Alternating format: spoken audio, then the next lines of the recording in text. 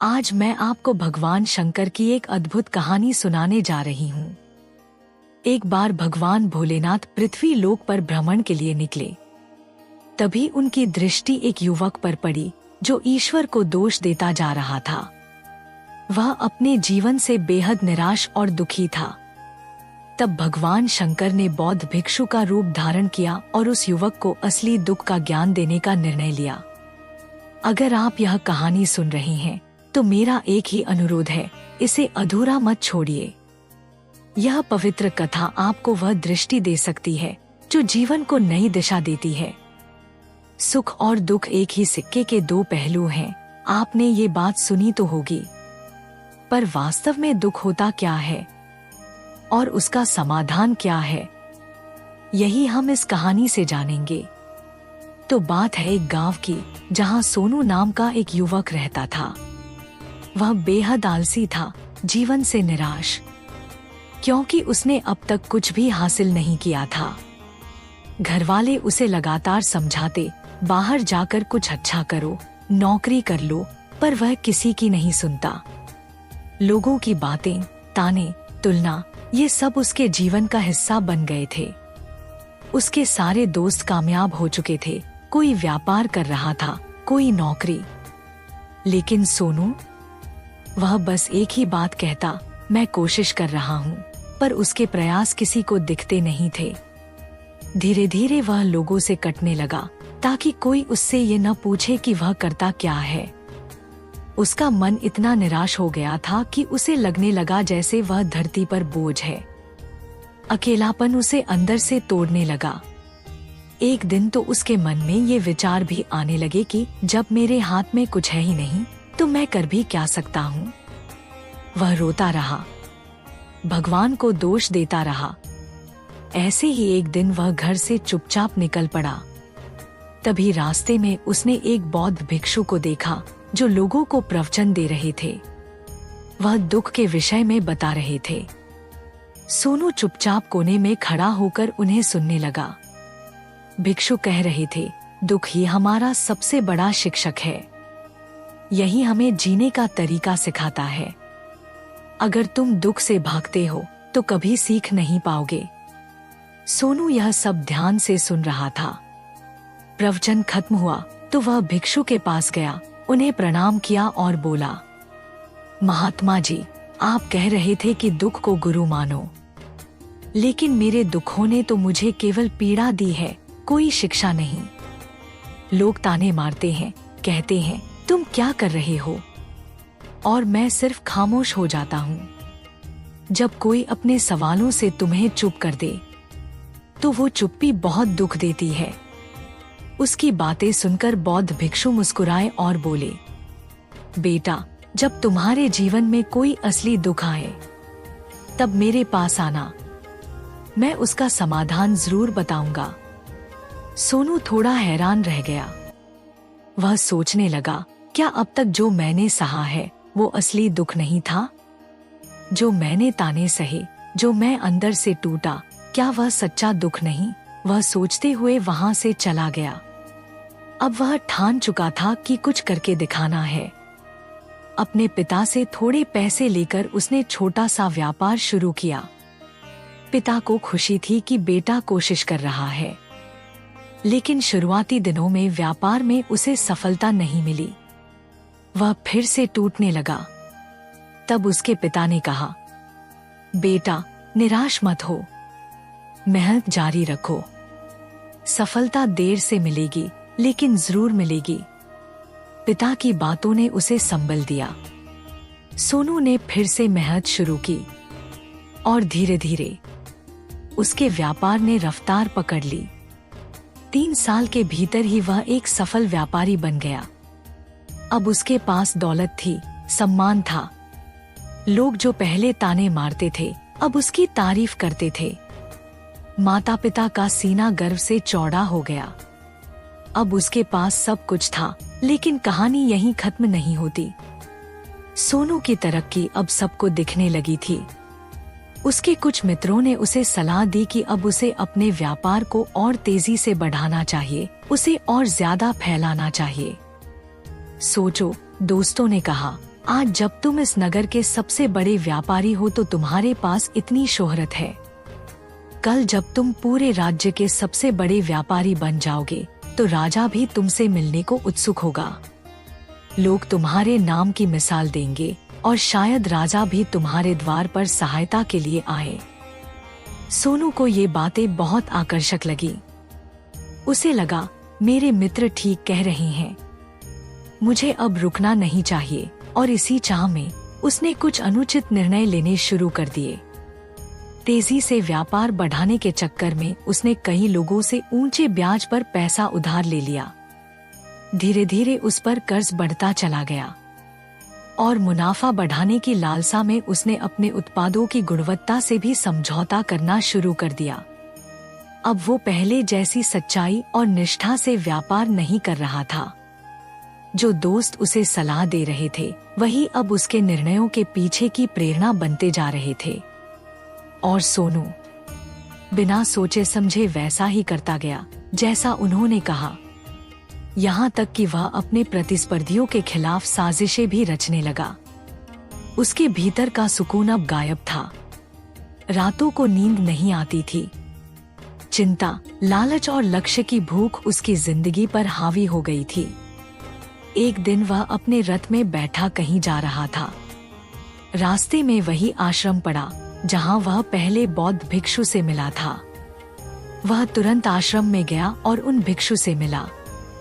महात्मा, उसने कहा, आपने कहा था कि जब मेरे जीवन में असली दुख आए तब मैं आपके पास आऊं। आज मैं बहुत दुखी हूँ। मेरे पास सब कुछ है पर चैन नहीं है। मैं सो नहीं पाता, मुस्कुरा नहीं पाता। बौद्ध भिक्षु ने उसकी बात ध्यान से सुनी और मुस्कुराकर बोले, बेटा, जब तुम पहले मेरे पास आए थे तब भी तुम दुखी थे, पर तब तुमने अपने दुख से क्या सीखा? सोनू ने गहरी सांस ली और बोला, तब मैंने जाना था कि केवल सोचते रहने से कुछ नहीं होता। कर्म जरूरी है और अधूरा कर्म हमें कहीं नहीं ले जाता। अगर हमें सफलता चाहिए तो राह चाहे कितनी भी कठिन क्यों न हो, हमें चलते रहना होता है। मैंने यह भी सीखा था कि लोग केवल सफल व्यक्ति को महत्व देते हैं, उसके संघर्ष को नहीं। तब भी मैंने हार नहीं मानी, मेहनत की और सफल भी हुआ। लेकिन आज लगता है सब कुछ खो बैठा हूँ। भिक्षु ने एक बार फिर कहा, बेटा, जब तुम्हारे जीवन में असली दुख आए तब मेरे पास आना, मैं उसका समाधान अवश्य दूंगा। और इतना कहकर वे चले गए। सोनू फिर एक बार चौंक गया। क्या ये भी असली दुख नहीं है? उसका मन इस सवाल से भर गया। तभी कुछ देर बाद वही बौद्ध भिक्षु लौटे। इस बार हाथ में एक घर था।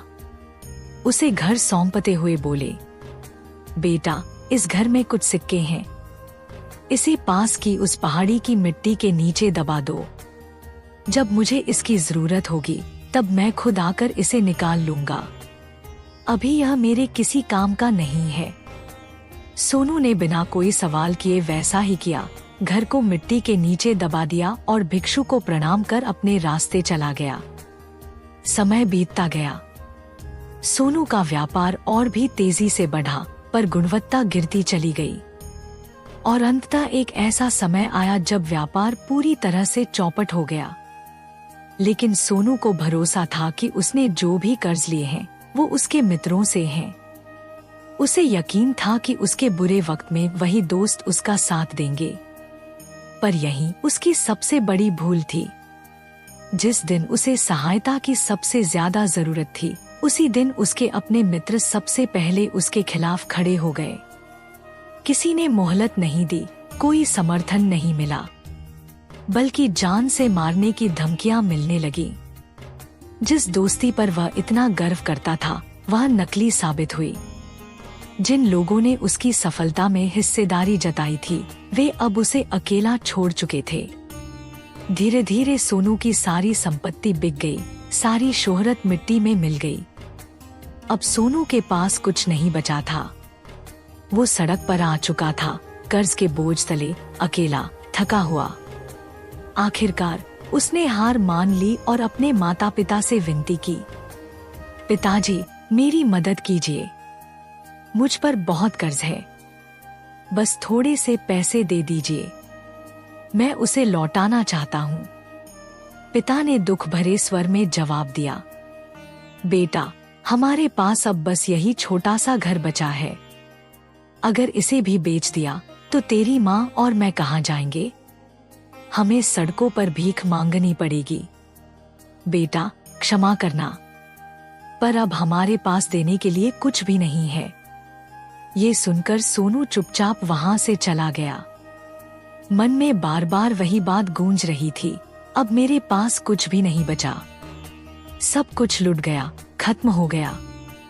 वो टूट चुका था, इतना कि अब उसे अपनी जिंदगी बोझ लगने लगी। और तब एक खतरनाक ख्याल उसके मन में आया, अगर मैं खुद को ही खत्म कर दूं तो इन सब समस्याओं से तो छुटकारा मिल जाएगा। वो एक ऊंची पहाड़ी की ओर बढ़ने लगा, लेकिन तभी उसे याद आया वो वाक्य, जब तुम्हारे जीवन में असली दुख आए तब मेरे पास आना, मैं उसका समाधान दूंगा। उम्मीद की एक छोटी सी किरण उसके अंदर फिर से चमक उठी। वो तुरंत दौड़ता हुआ उन बौद्ध भिक्षु के पास पहुंचा। सोनू ने उन्हें प्रणाम किया और रोते हुए बोला, महात्मा, अब तो सब खत्म हो गया है। आपने कहा था कि जब असली दुख आए तब मैं आपके पास आऊं। क्या अब समय आ गया है? बौद्ध भिक्षु मुस्कुराए और शांत स्वर में बोले, बेटा, असली दुख कहाँ है? जब असली दुख आएगा मैं समाधान दूंगा। अब सोनू के सब्र का बांध टूट गया। वह फूट फूट कर रो पड़ा, गुरुदेव, आखिर असली दुख होता क्या है? क्या ये सब दुख नहीं है जो मैंने सहा? अपनों का साथ छूटना, कर्ज में डूबना, अकेलापन, क्या ये असली दुख नहीं? भिक्षु ने उसकी आंखों में देखा और पूछा, ठीक है बेटा, ये बताओ कि इन दुखों से तुमने क्या सीखा? सोनू ने गहरी सांस ली और कहा, मैंने सीखा कि जो लोग आपकी सफलता में साथ होते हैं वही सबसे पहले मुंह मोड़ते हैं, और जो लोग आपके बुरे समय में आपके पास खड़े होते हैं वही सच्चे होते हैं। मैंने सीखा कि ईमानदारी, धैर्य और बिना लालच के कर्म करना ही असली जीत है। षड्यंत्रों से कुछ नहीं मिलता, बस खोया जाता है। भिक्षु ने सिर हिलाया और बोले, चलो मेरे साथ आओ। वो सोनू को उसी जगह ले गए जहां कभी सोनू ने एक घर मिट्टी के नीचे दबाया था। भिक्षु ने खुदाई की और वो घर बाहर निकाला जिसमें सोने के सिक्के थे। वो घर सोनू को थमाते हुए बोले, इसे लो और याद रखना, जब असली दुख आए तब मेरे पास आना। सोनू स्तब्ध खड़ा रह गया। उसने भिक्षु को धन्यवाद कहा, उन्हें प्रणाम किया और वहां से चल पड़ा। उसने उन सिक्कों से अपने सभी कर्ज चुका दिए और एक छोटा सा व्यापार दोबारा शुरू किया। लेकिन इस बार कोई लालच नहीं, कोई चालबाजी नहीं, बस मेहनत, ईमानदारी और लगन। धीरे धीरे उसका व्यापार फिर से चल निकला। अब वह दोबारा सफल था, पर इस बार अंदर से भी शांत था, क्योंकि इस बार सफलता का स्वाद उस इंसान को मिल रहा था जो खुद को पहले ही परख चुका था। पर जीवन तो सुख दुख का संगम है। कुछ वर्षों बाद सोनू पर एक और दुख टूटा। उसके माता पिता अब इस दुनिया में नहीं रहे। वो टूट गया। जिस घर में कभी बहसें होती थी अब वहां सन्नाटा था। जहां माँ की आवाज गूंजती थी अब वहां खामोशी थी। वो घर लौटा और उसकी आंखों में आंसू भर आए। सब कुछ यहीं रह गया। सब कुछ जो उन्होंने जीवन भर कमाया अब किसी काम का नहीं रहा। उसका दिल बेचैन था। खालीपन उसे खा रहा था। उसे कुछ नहीं सूझ रहा था। और तभी उसे फिर याद आए वही भिक्षु। वो दौड़ता हुआ उनके पास गया। भिक्षु उसे देखते ही बोले, क्या हुआ बेटा? क्या फिर से कोई दुख आया है? सोनू रोते हुए बोला, गुरुदेव, मेरे माता पिता अब नहीं रहे।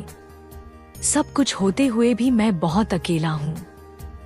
दिल खाली सा लगता है। भिक्षु मुस्कुराए और बोले, बेटा, इसमें दुखी होने वाली क्या बात है? यही तो जीवन है। जो आया है वो जाएगा ही। यहाँ कोई नहीं रुकता। और मृत्यु, वो कभी उम्र देखकर नहीं आती। हो सकता है कल तुम्हारी मृत्यु हो या आज ही। सोनू चौंक गया। गुरुदेव, आप ऐसा कैसे कह सकते हैं? मैं तो अभी जवान हूँ। मुझे बहुत कुछ करना है।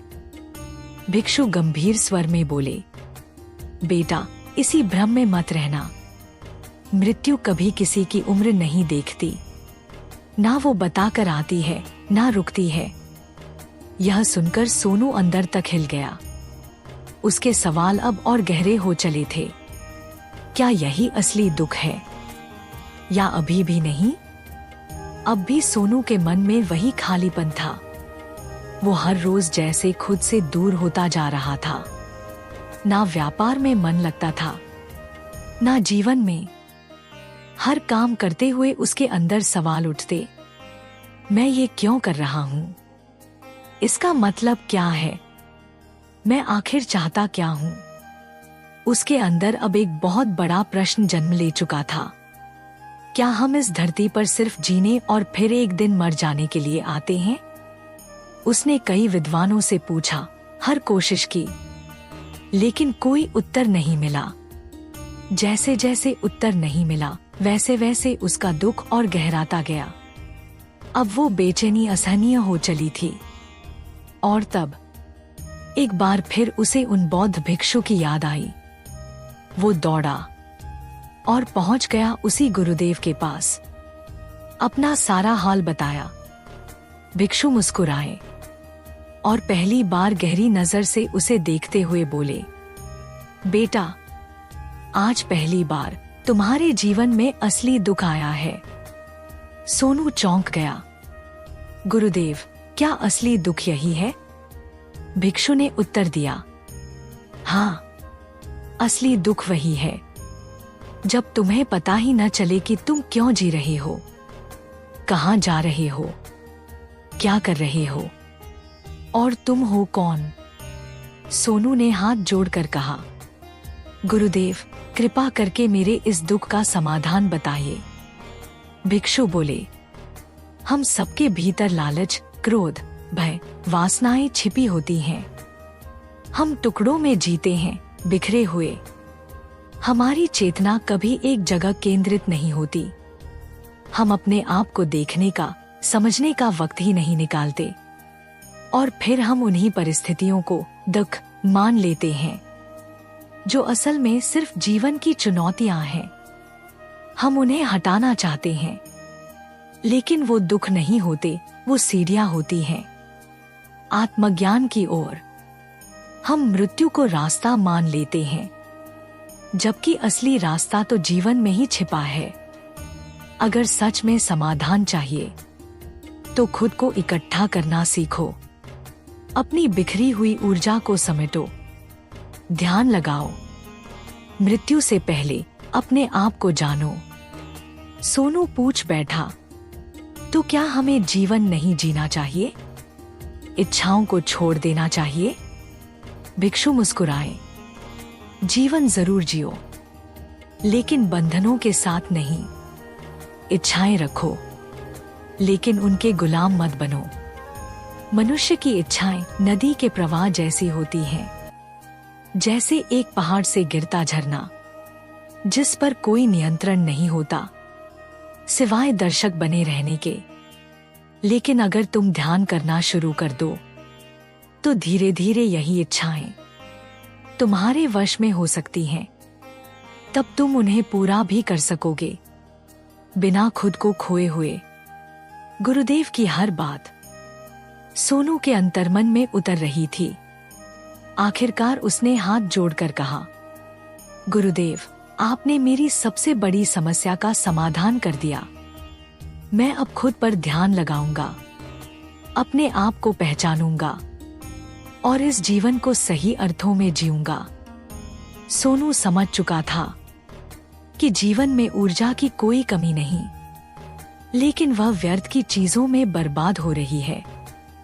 हर इंसान भगवान से पूछता है, मेरे जीवन में इतना दुख क्यों? और भगवान मुस्कुरा कर कहते हैं, क्योंकि मैं चाहता हूं कि तू खुद को पहचान सके, अपने भीतर छुपे उस दिव्य प्रकाश को देख सके जिसे तूने कभी खोजा ही नहीं। हमें बस अपने आप से मिलना है, ध्यान के माध्यम से, सच्चाई के रास्ते पर चलकर। यदि इस कहानी ने आपके हृदय को छुआ है, यदि आपके मन में भी कभी ऐसा प्रश्न उठा है कि मैं कौन हूं, मैं क्यों हूं, तो यकीन मानिए आप अकेले नहीं हैं। हम जैसे लाखों लोग इसी सफर पर हैं। तो आइए ऐसी ही कहानियों, अनुभवों और दिव्य संदेशों से जुड़ने के लिए सब्सक्राइब कीजिए हमारे YouTube चैनल भक्ति का ब्रह्मांड, जहां भक्ति है, ज्ञान है और जीवन का असली सार है। और हाँ, कमेंट जरूर करें। हर हर महादेव।